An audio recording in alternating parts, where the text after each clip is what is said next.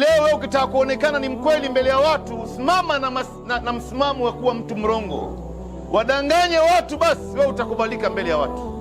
Mtume anasema sayati ala nnasi sanawatun khadda'at,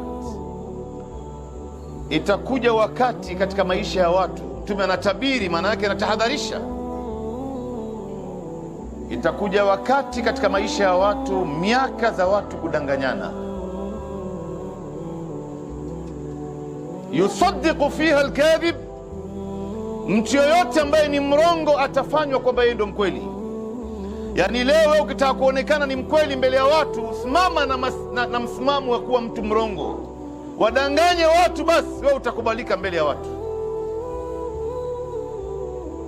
Wayukadhibu fiha as-sadiq, na mtu yoyote ambaye ni mkweli atafanywa kwa ni mrongo. Leo wewe ukitaka kuonekana ni mrongo katika mshtama, simama na ukweli, simama upande wa haki. Utatajwa kila aina ya majina, utatukanwa, utafedheheshwa.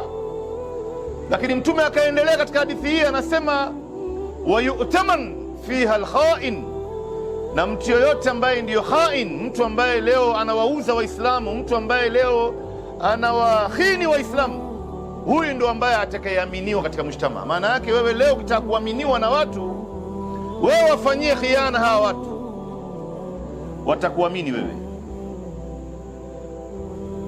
Wayukhawinu fiha alamin, na mtu yoyote ambaye ni mwaminifu atafanywa kwamba yeye ndio mtu khain.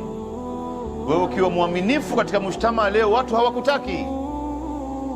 Wewe ni mtu ambaye umesimama upande wa Mungu, umesimama upande wa haki, haujawahi kula mali ya mtu, haujawahi kumdhulumu mtu, haujawahi kumuibia mtu. Mtu kama huyu leo katika asiri yetu hii, Mtume anasema hatakikani huyu mtu.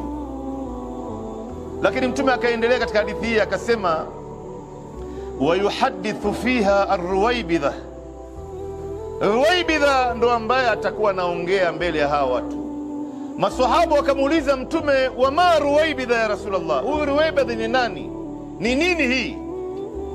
Mtume akajibu akasema arrajulu tafi yatahaddath bi umuri al-am. Arrajulu tafi, Ibn al-Qayyim al-Jawzi ametafsiri tafsiri zaidi ya 10. Anasema arrajulu tafi, mtu ambaye ni mrongo, mtu ambaye ni msaliti, mtu ambaye ni mjinga kuliko wote, hata kama amesoma, huyu ndo ambaye atakuwa anaongea kwa niaba ya watu.